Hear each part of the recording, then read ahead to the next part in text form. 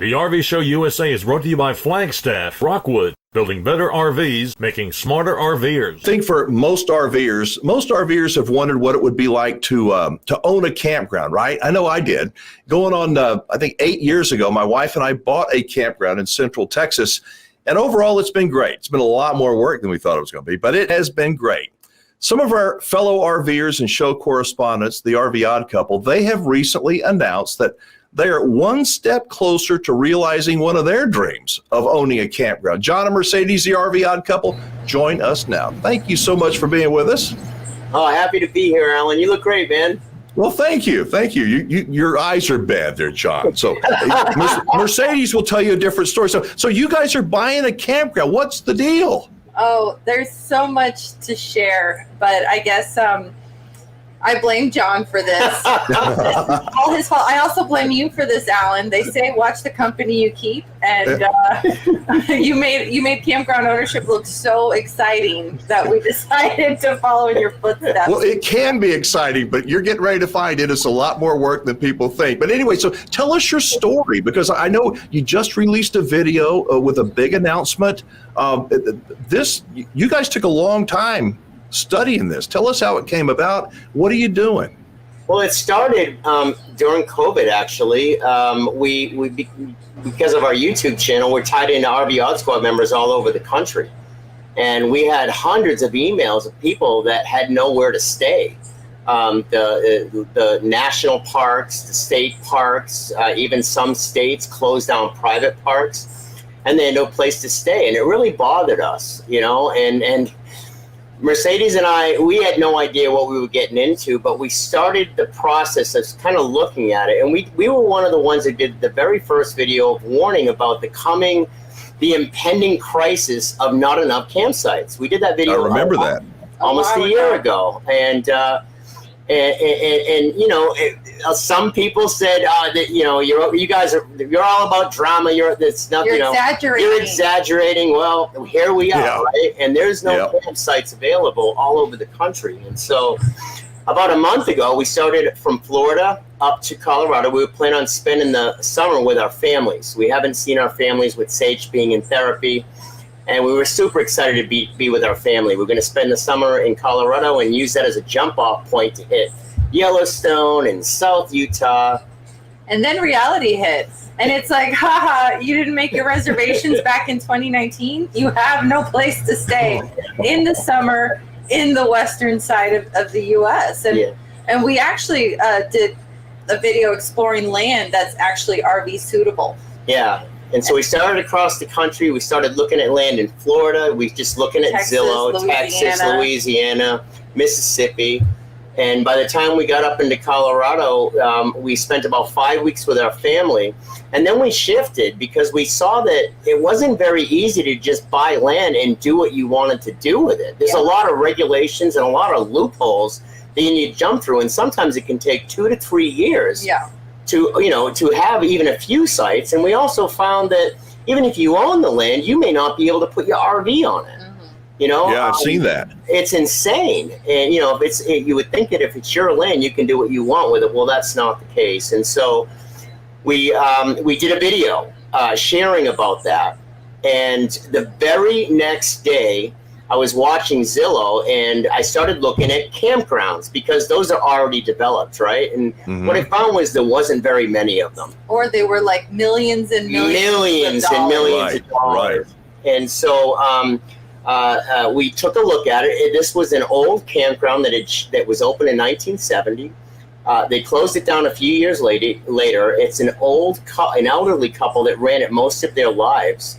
And they got elderly, and they just couldn't keep up with the maintenance and all the things that go along, as you know, Alan, with running a park. And so they ended up closing it down, and so I got really excited, and then no, he started like obsessing, staying up late at night on the computer, and he went down this rabbit hole. It started with researching the property. And then all of a sudden he's like looking into the Boy Scouts and like he's going down this rabbit hole and he's on a mission. I'm like, oh no, I don't know what he's doing, but I know that life is going to get really interesting really quickly. Well, the country's suffering right now, right? To me anyways, I think it's suffering for a lot of us. Yes, and yes. it really bothers me. And I'd like to do some part to be part of the solution and not the problem. So hey, John, let me just ask you this seriously. When you latched onto this part of your dream, something inside, because I get a feeling that you're kind of like me, something just took over. You didn't get tired. You had ultimate energy, and all you wanted to do was to explore every single possibility with this dream that you had. Yeah, you got what I got, Alan, because that's exactly what happened. I prayed, and it seemed like God took over. Careful what you pray for, though. Yeah, and what's amazing about the whole experience is that since we put that video together and we suggested what we were trying to do with the RV Odd Squad, we put an offer on the campground that there was no way they should have accepted this. There was multiple offers. It was a wing and a prayer. Yeah, and we had no money. We don't have $750. As much as people think YouTubers are rich, we're not.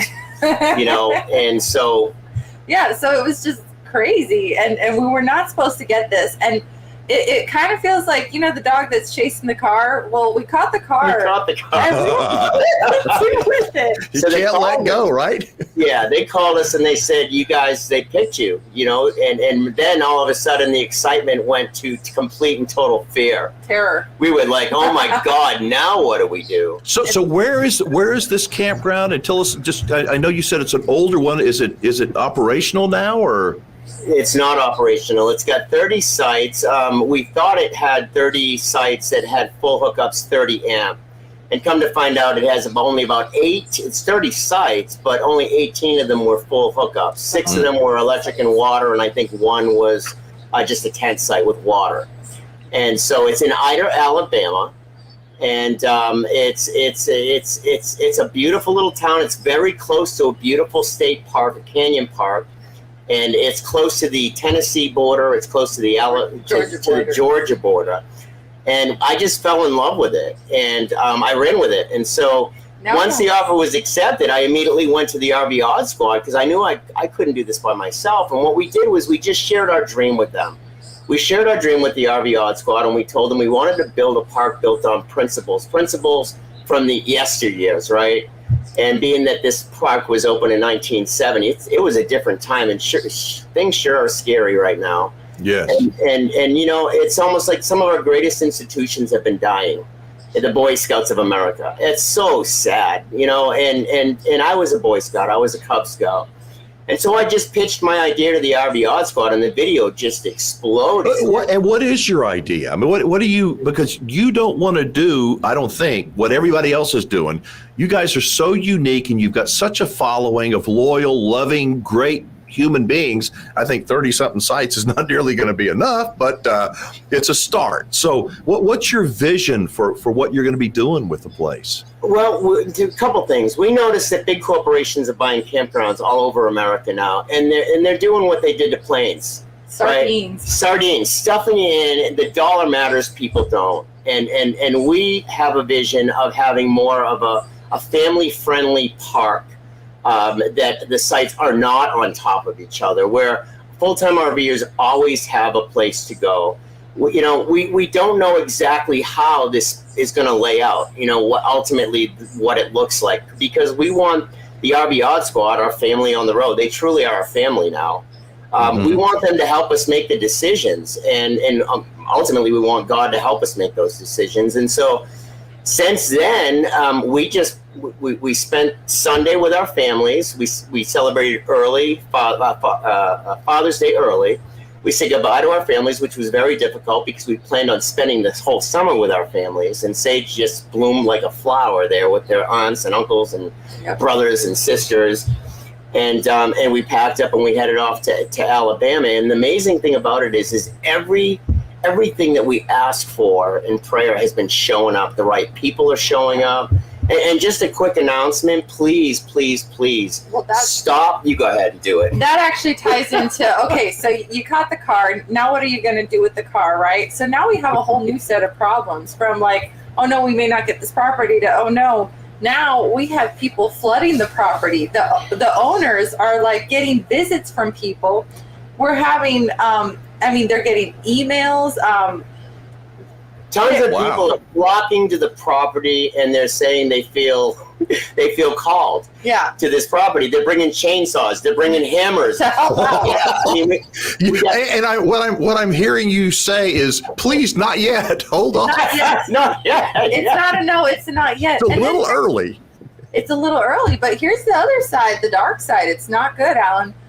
The sellers are being approached by people that want to buy this property out from under us, even though we are under contract. Right. So they're walking in, they're finding this where they live, and they're coming up with cash. A checkbook saying, hey, let me buy it. And thank God we got a man, the seller's son, who's taking care of mom. She's in her 90s now. Beautiful woman, beautiful family. Thank goodness they have integrity out. They have integrity, because they could have just walked away from us. The big boys are coming in. Yeah, they want the property now that we kind of found it. And so far, I mean, it's going fantastic. We did have a guy show up down there and sleep overnight. We got an emergency call today saying, hey, you got to please stop people from coming here. And we said, we cannot contact 100,000 people. That video's got 101,000 views in 3 days. Which is okay, hang on, Mercedes, John. What can people do? You know, and think about it. You probably already know what you want them to do, but you have built something that is very special. People truly love you and want to help. They want to see your dreams fulfilled because you're part of their family. What can they do to help you and not get in the way? Be patient, guys. There's a lot of work to do. We've only got 5 days of due diligence on this place. We threw up an offer that was, it's a miracle they even accepted it. And we asked that you just pray, be patient and wait. You know, we need to wrap the property up. The first stage, the due diligence. Once we get that, then we got 30 days. Mm-hmm. Then we'll probably do some type of a meetup down there with the RV Odd Squad, and if we close in the place, we're calling in the troops. Yeah, right. It's on. Yeah. And what's amazing is bring your chainsaws. Bring your chainsaws. In the first 24 hours, we had almost 1,000 emails of people wanting to help in some way. Whether it was monetary or you know, their profession. We've got police officers, firefighters, veterans, Boy Scouts, Army, computer IT, website, accountants, reservation system nurses. We got a doctor from Canada, teachers, excavators, engineers, and the list goes on and on and on. These people just want to help with their services, and we will definitely need that help eventually. But right now, we just need you guys to be patient, pray for us, pray for the project, and the sellers. And ultimately, maybe we don't want this land, so thine will not our, you know, God's will, not ours, be done. Yeah. And so if it's not the right deal, we're pretty emotionally attached to the project right now. Yeah. And it would break our hearts, but we have to trust that if it doesn't happen, then there's a good reason why it didn't. And we learned a lot of, again, just as the RBR couple always does, we learned what not to do. Yeah, and you learn, sadly, you know, while you've been blessed to have more than 100,000 people who adore you, it only takes a handful of really bad characters that don't have integrity to try to screw something up. That, you know, but like you said, if it's destined to be, I think it's going to happen. I appreciate so much y'all sharing your story, and congratulations on everything. I mean, you just are an amazing success story. Can I say one more thing? The guy that slept at the campground today, we talked to on the phone. He's a beautiful person. He felt called to be there. He is now head of security. Okay, so that's how things work in the RV Odd Squad. All right. Well, promise us that you will come back and you'll join us again when you have some kind of an update. We'll all say prayers for you and be thinking about you. All right. Thanks so much, Alan. Thank you for everything you do. All right. Y'all take care. We'll talk again soon. See you later.